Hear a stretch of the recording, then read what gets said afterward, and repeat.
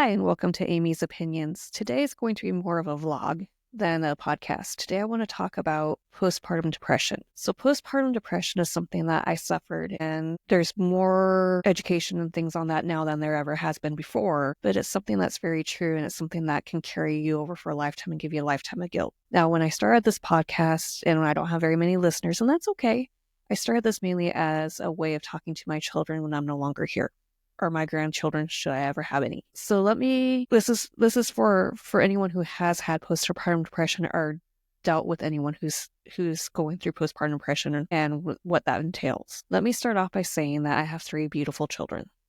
They're adults now, but 23 years ago when I had my first child, I had postpartum depression that was not diagnosed as postpartum depression. When I was in the hospital and I had my son, they discovered that I had more blood in my breast milk than breast milk. I was producing 90% blood, and they were concerned for breast cancer at that time. Now, at the time, I was an oncology nurse, and I knew that, with the hormones and things like that, that it can make breast cancer worse with pregnancy.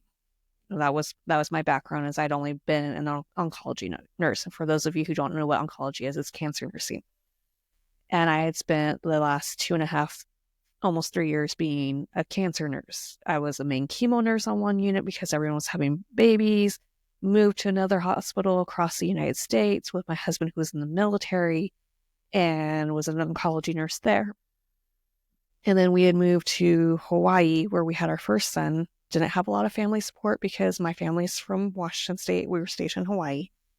And my mom had come up, and my husband, when I got to Hawaii, just to give you a little bit of background, had heat stroke. And I flew in the last day I was able to fly while I was pregnant.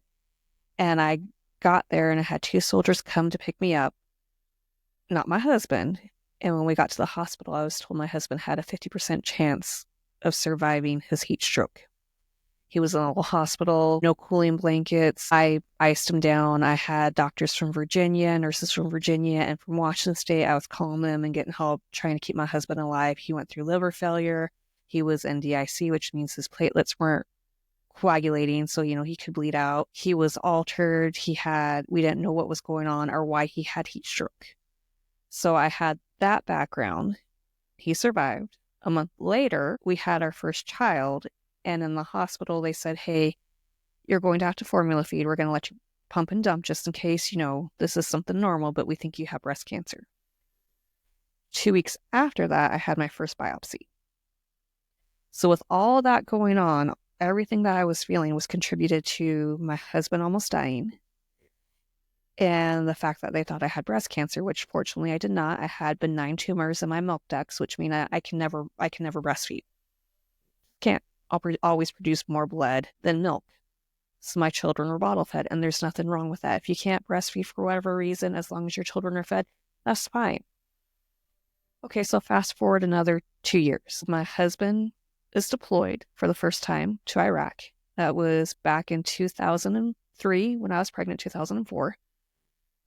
I moved home with my parents because I had some complications with my pregnancy with my first child, with my son, where I had high blood pressure. So I wanted to be somewhere closer to family instead of being in Hawaii all by myself in case I need help with my son. And my dad decided to help me out by going through the VA at that time and doing his disability for being a Vietnam War vet.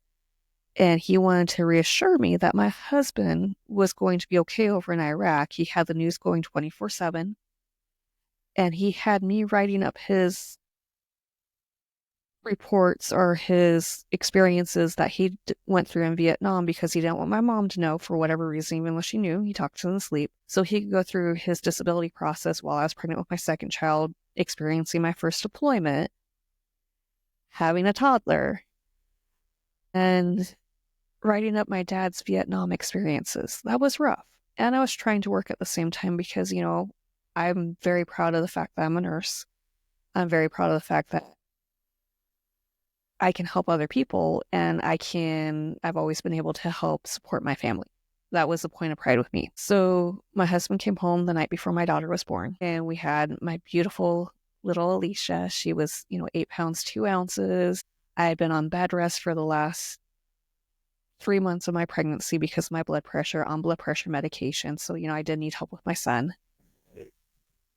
And my husband was home for the first 2 weeks. When he left, I stayed home for another 4 weeks with my daughter, and then I went back to work.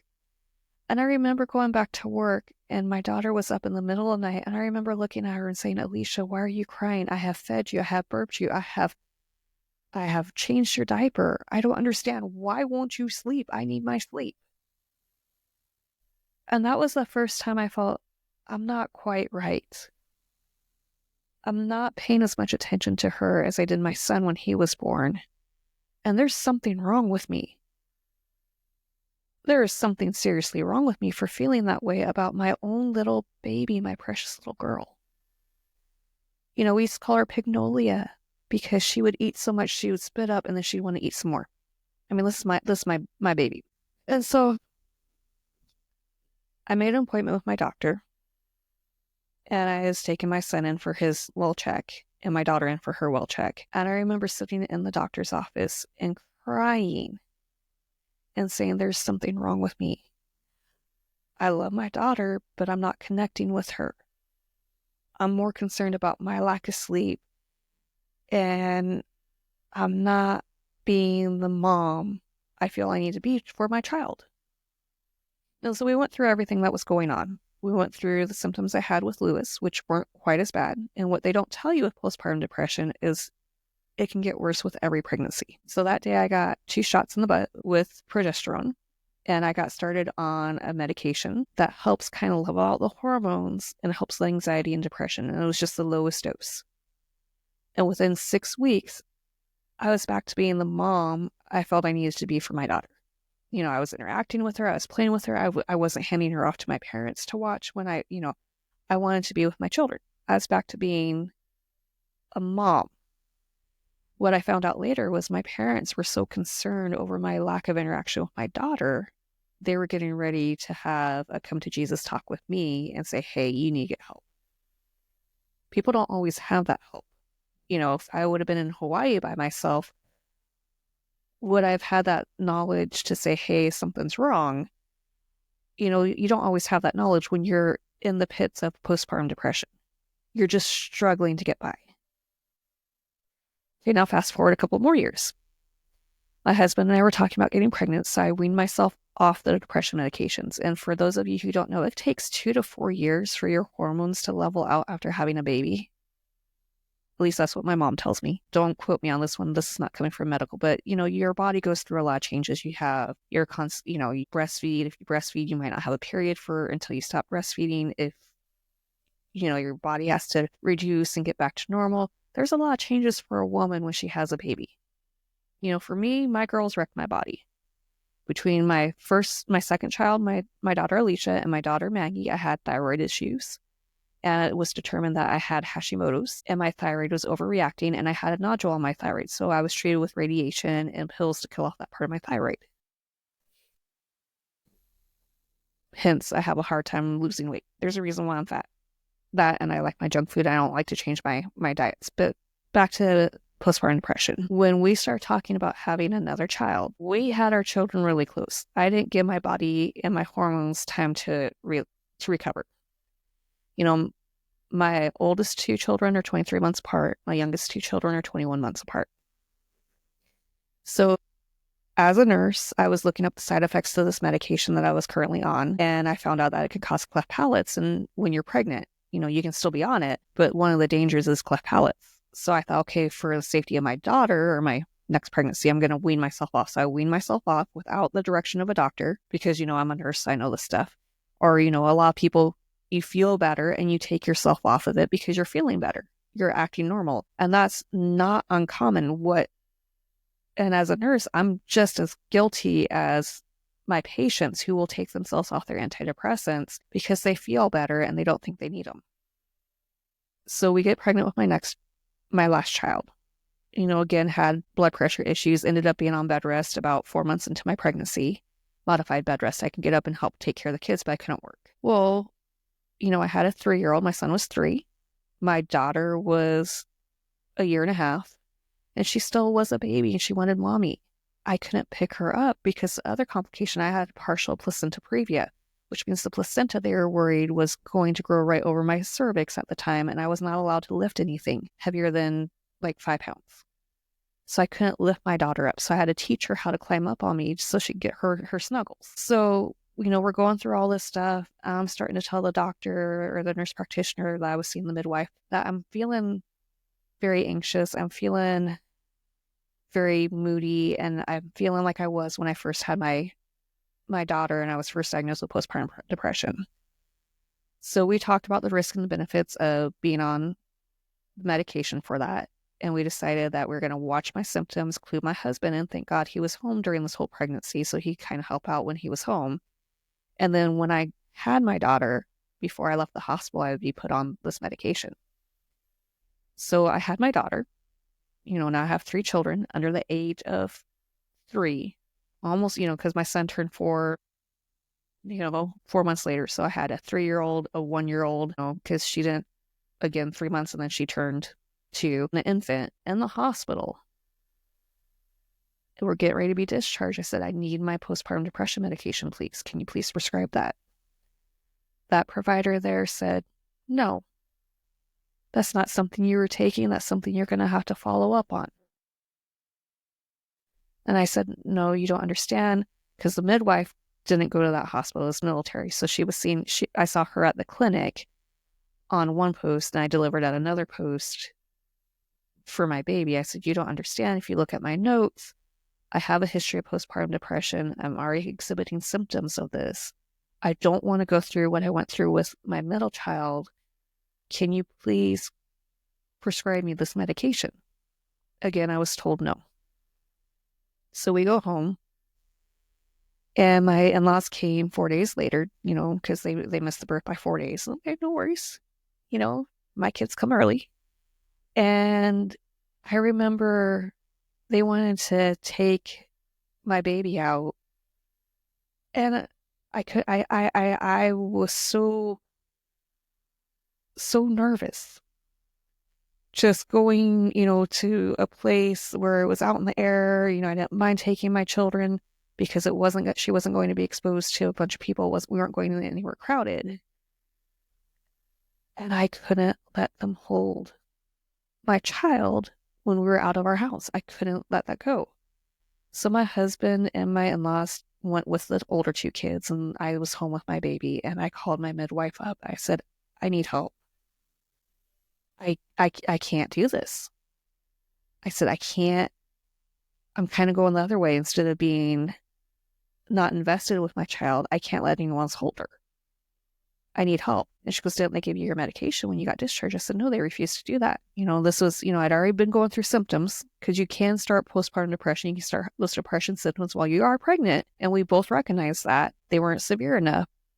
But now they're getting severe enough where I was so anxious, I wasn't able to function very well. But not severe enough that I didn't know what was going on. So, in most cases, this would be considered a light to medium case of postpartum depression, because I knew what was going on. I recognized it. My husband recognized it, and I was able to get help. And I didn't put it off as, this is just normal postpartum, blah, blah, blah, blah, blah.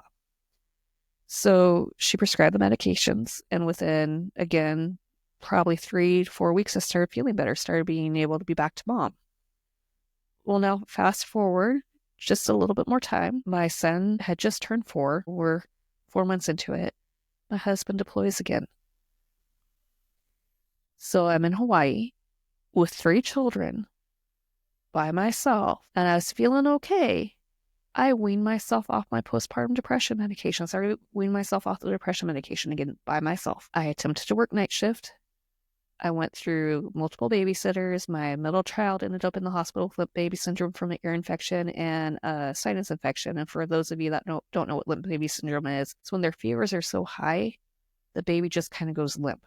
They don't interact with you. And she was 2 years old. Very scary. I had a babysitter bring my baby and my 4-year-old to me in the hospital and quit.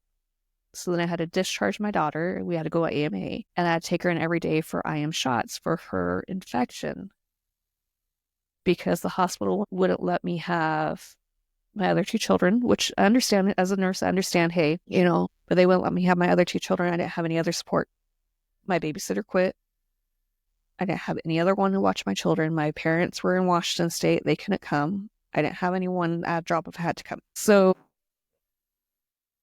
my parents came a few months later to stay with me, and I was so sleep deprived, they thought I needed to be in the hospital.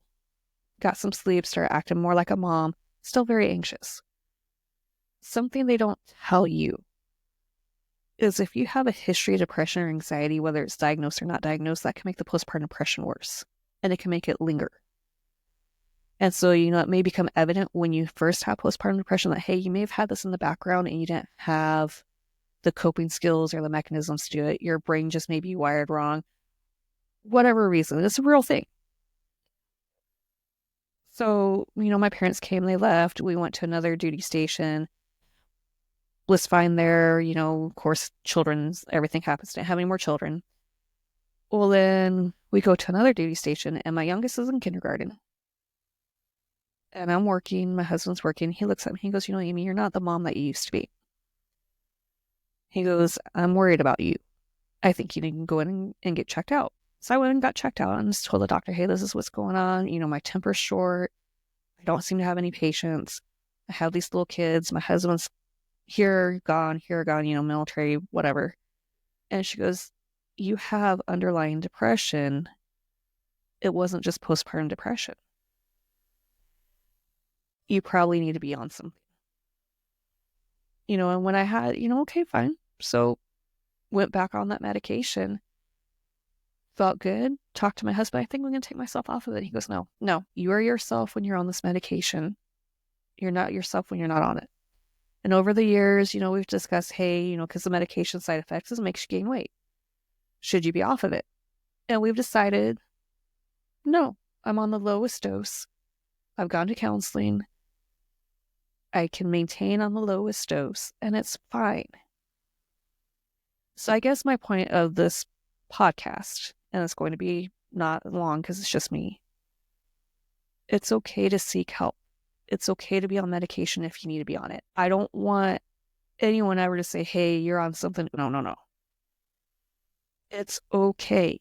It's okay to say, I'm not the mom I thought I was going to be. Do I need to go and talk to someone about this? Because what they don't tell you when you have children, even though your parents may have warned you, you constantly worry about how you're treating your children. Are they going to grow up okay?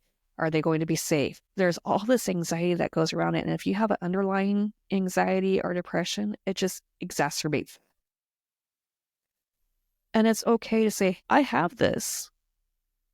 I'm treated for this. It doesn't make me less of who I am. It makes you better to be treated for it and be yourself. Do I use this as an excuse to get things? No. That's not how I was raised. But do I use this as, hey, it's okay to be treated. It's okay to admit it. Yeah. So to my daughters, I love you. And if you go through what I went through, I'll be there to support you. To my son, I love you. And if your wife, if you goes through what you went through, I'll be there to support her too. And if anyone else has any questions or comments, please feel free to drop me a link, make a comment. But postpartum depression is serious. And if you have underlying things, it can make it more serious. We've all heard the horror stories about the mom killing all her children, because she had undiagnosed postpartum depression. She wasn't like that before she had children, but then bam, it's a real thing, and it's hormonal. It can be hormonal plus chemical. So please, if you feel or someone that's exhibiting the signs, please get them help. Thank you for listening to my podcast versus vlog today. I know I don't have a lot of listeners, and that's fine. Again, this is I started this for my family. And if this helps you, great. If not, that's okay too. It's just my opinion. Have a good day. Bye.